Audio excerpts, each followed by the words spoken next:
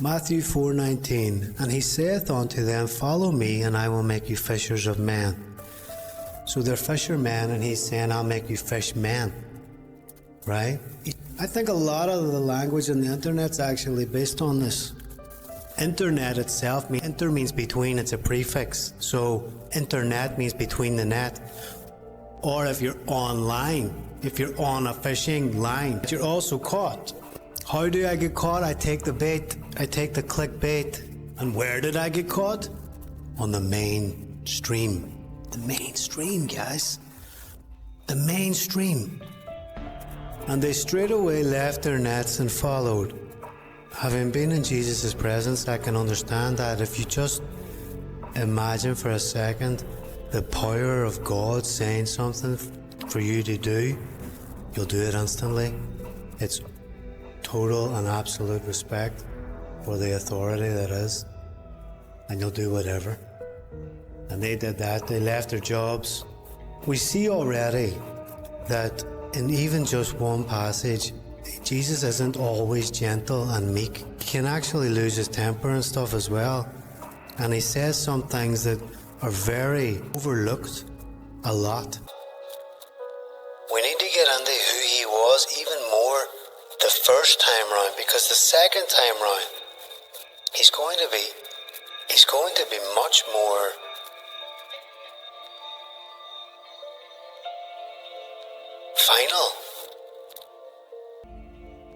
final. And there won't be time for messing around anymore. He was good the first time. So good the first time. Because he had to be, I think. He was challenged by different authorities at the time, constantly. The Pharisees, the Sadducees, they narked at him. If he didn't stay calm all the time, they would have more ammunition to twist. And all he was focused on was saying the Gospels, which he did so with ultimate precision. He says he's a sword. He was a sword. He was a sword to the satanic kingdom, guys. He was a sword to the satanic kingdom, precise in the word. Next time, he won't be a sword. He'll be an atomic bomb. He will be an atomic bomb. Without the bomb. That's coming. It's written. It's in the Bible. It's there.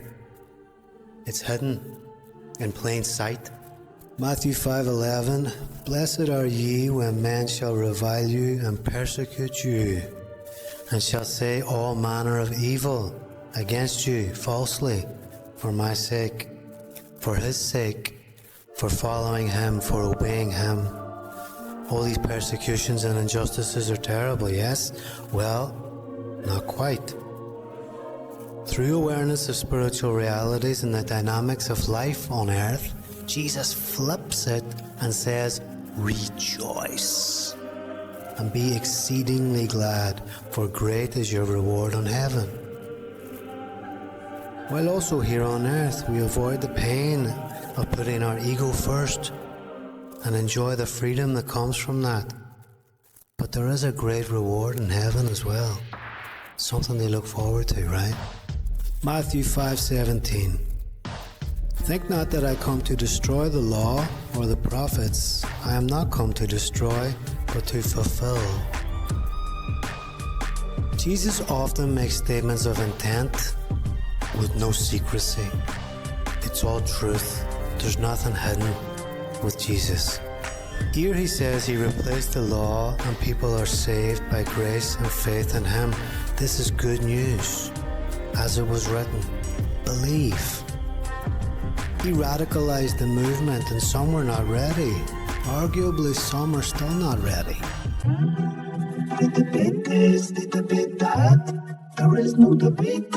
Just follow him. It's simple. Follow one. Not 4 or 5, where things can get confused. Follow one. Follow the one. Look at what he said, all of it. And everyone that follows him is the same. Everyone. Christian. Share your opinions, guys. Share your comments. Share your thoughts. Share your beliefs. His word needs to be shared. His word needs to be understood. There's some people on the fence and they need to move.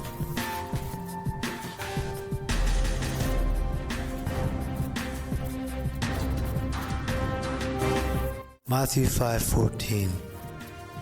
Ye are the light of the world. A city that is set on a hill cannot be hid. Two metaphors. You are light in a world that is dark. You will be seen, so why hide?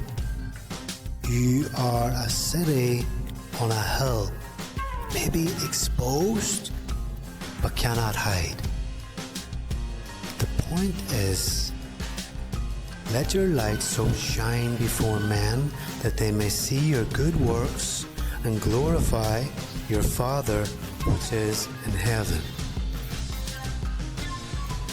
The darkness can want to put out your light and make you not show your good intentions, your good works. So to go against the brainwashing of this world, to shine your light without fear is to glorify God. That glorifies God. When you speak in a way that is against the world and against the system, God is glorified because He is the truth, but He's hidden in this world. But you can glorify Him by speaking the truth and living it. And when He's glorified, He will give you power, He'll give you strength. Not to get too big-headed about it, it just comes from Him, but that's the real power, that's long-lasting.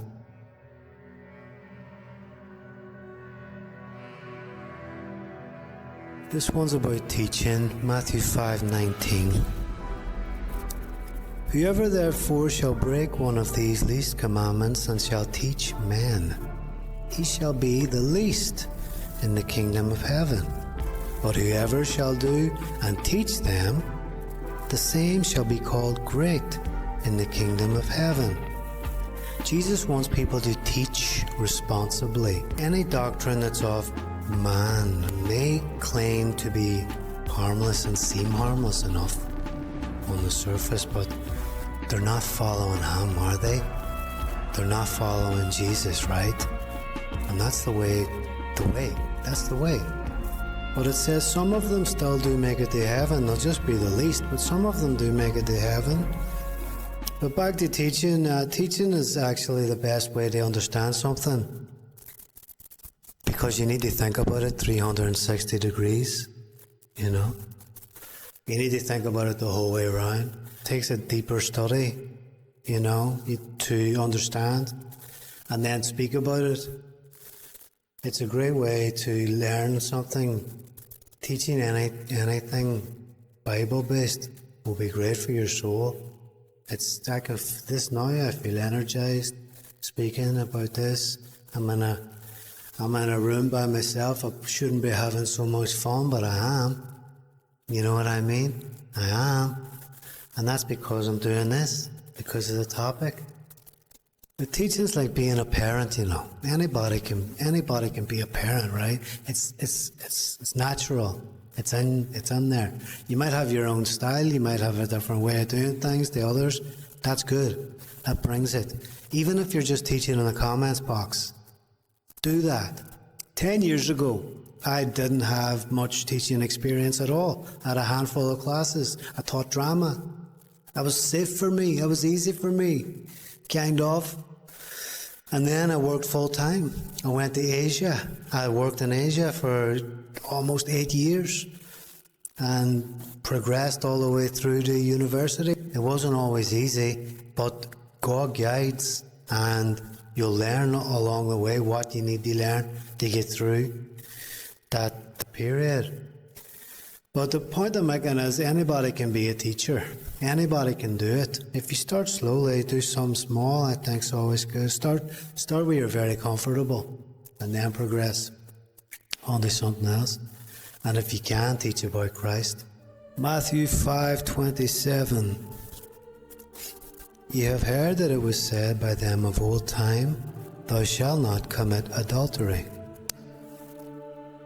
But I say unto you, that whosoever looketh on a woman to lust after her, hath committed adultery with her already in his heart. I'm not crying, there's something on my nose, though it did take me a long time to understand this one. I'm sure a lot of the guys can get that as well. I always thought it was too extreme. I understand now what he means. If you lust after her, you have already committed adultery with her in your heart. It's an energy loss for a start. And where does that energy go? If you're giving your energy to someone else by, transmitting through your eyes, your intentions, you're giving away your power. And where does that power go? That power goes to them. Now, they get what they may not have asked for, but they receive it. And do they need it? Do they want it? Do they deserve it? Who knows? Do they understand what they've got? Or does it get a bit lost? And with power comes responsibility. The old cliches are true. You need to hold on to it and not give it to another. It's the same for girls as well. You know what I mean? Keep it to yourself. The glance is okay because you can't help it. But I'll tell you something. See, if you don't even do that, you'll feel power come into you. If you look away, and a good one I do is look at the sky. Not look at what is going on around. Just look at the sky. Because I don't want the thought to enter into my head, you know what I mean? I don't want to think about that for the rest of the day or at any point later in the day. I want to move on, do different things. Not everyone will understand it. It took me a long time. But when you do understand it, it's a great one to overcome. Because there's a lot of energy loss that goes into it. Jesus says, you have already committed adultery with your heart. I think demons enter through the heart. I think that's what he's getting at there. I think demons enter through the heart. I do. And I think there's traps like that set up. And it is a big deal. It's one of those small things that's dismissed as a nothing, But they're always all addictions are the same as well. They get dismissed. Oh, you're just having a drink. Oh, it's just a chocolate bar. Oh, sure, a few wee smokes is all right. Everybody has their addictions, maybe, and they know what I'm talking about there when it gets minimized. If something's getting really minimized, it could be a major problem that you need to overcome. If you have any addictions out there that you need to overcome, go to Jesus. Go to Jesus. 100. Matthew 5:34. But I say unto you, swear not at all, neither by heaven, for it is God's throne. So Jesus says swearing oaths is prohibited. He says do not do it because it's beyond your jurisdiction. So he doesn't grant permission to do that. But let your communication be yea, yea, nay, nay, for whatsoever is more than these cometh of evil. So this is where evil enters. This is an entry point as well. Getting humanity to commit to something. Because Jesus knows Satan operates like a lawyer. When the judgment comes, Satan will be the accuser. He needs evidence, facts. If you sign contracts, take oaths, you're displaying your choice. You're displaying your free will. You're showing God that you're willing to go against what He has commanded. So these are probably big crimes, I guess, when it comes to judgment. Jesus is the way. He says, just say yes or no. Matthew 5:44, but I say unto you, love your enemies, bless them that curse you, do good to them that hate you, and pray for them which despitefully use you and persecute you. There's a science to this. Don't add fuel to the fire. They're in pain. If you add your pain, that makes it worse. It might not seem like it, but they're asking for your help. The subtitle is help me, help me. When they're angry like that, especially if it's unprovoked. If someone's coming at you with unprovoked anger, sometimes it's a compliment because they are antagonized by what you're doing with your life. They are triggered by it. Do what you're authorized to do in that situation, and what you're authorized to do is pray for them. This is what Jesus says. Other reactions might be problematic. So praying also removes the stress and the impulse. Sometimes they want you to react. Jesus fought the same. They were always trying to get Jesus to react. They provoke him into reaction. But if you don't react, that can be a power play, you know? And it gives your conscience no grievance. For later, you won't go home having anything to worry about. They won't be in your head. They want to be in your head. Demons, narcissistics, they want to be in your head. Don't let them. Matthew 6:1. Take heed that ye do not your alms before men to be seen of them. Otherwise, ye have no reward of your Father which is in heaven. So, Jesus does not like display. I know that from my encounter with him as well. He does not like display. Display with him is totally unnecessary. He prefers discretion. So he says pray in secret, you know. Do that in secret. Pray in secret. Do good in secret. That will give you spiritual nourishment. And it's also exciting to do good in secret as well. And it doesn't have any side effects. Don't believe me? Try it. Think about it. I had a job in Taiwan, and there was a girl who was a co-teacher with me, and she had the classroom, and I would come and visit the classroom, and I would teach my class and then leave. She was in a bad mood one day, and I told all the students, whenever she left, I said, I want you all to do something good for teacher Fishmen, is her name, Fishmen? I said, I want you all to do something good for teacher Discretion, but don't tell each other what it is, and don't tell her especially. Do it in secret. And they all did it because it was, exciting for them. And her whole demeanour brightened up for that week. The excitement of doing it in secret was still there. It doesn't need to be this thing where you're dragging other people down and making their life difficult. Because that's a trap, that ends up making you feel bad, and you'll feel that you don't even deserve what you've got then. So, do good in secret. Try it. At least. Let me know how you get on in the comments. Matthew 6:17. But thou, when thou fastest, anoint thine head, wash thy face. When? Not if. When. When you fast, you're connecting with God. There's a communion that happens. It's easier to speak with Him. It's a long conversation. It heightens it. Fasting heightens the communion.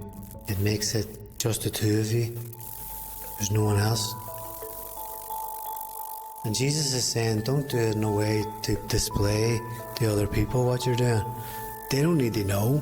And it's a secret between you and God. And actually make yourself look well when you're doing it. Because, get this, when you're not eating all really bad food and stuff, your skin looks good as well. If you're just drinking water and maybe tea and coffee, you'll feel healthy. There won't be as much weight to carry around as well. And there's more time in the day.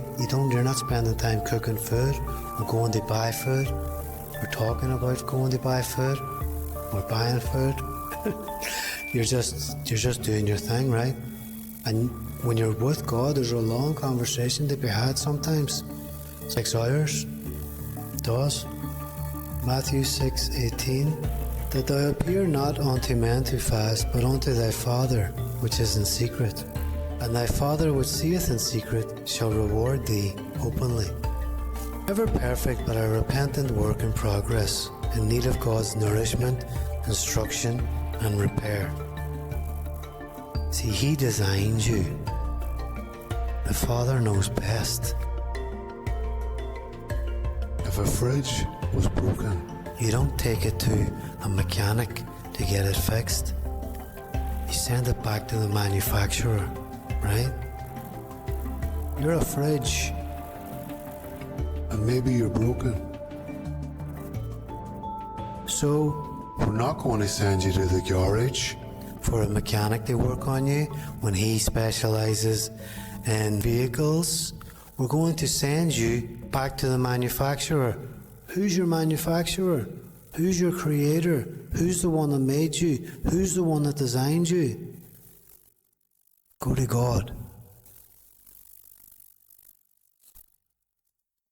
Stay cool, fridges, because it's a cooker out there. Matthew 6:34. Take therefore no thought for the morrow shall take thought for the things of itself. Sufficient unto the day is the evil thereof. The evil involved in the activities of the present day is enough to keep you occupied without worrying about the future. Following God is very dramatic, and enemies are lurking, so tomorrow we'll have a new set of problems, and who knows what they will be. Evil activity is often impulsive and reactionary, not always planned. So it's better to let God guide you with the Holy Spirit. They might not hate you tomorrow as well. They might just have given up or moved on to something else. But if you react to something in that day, and tomorrow you've got to deal with that problem again as well.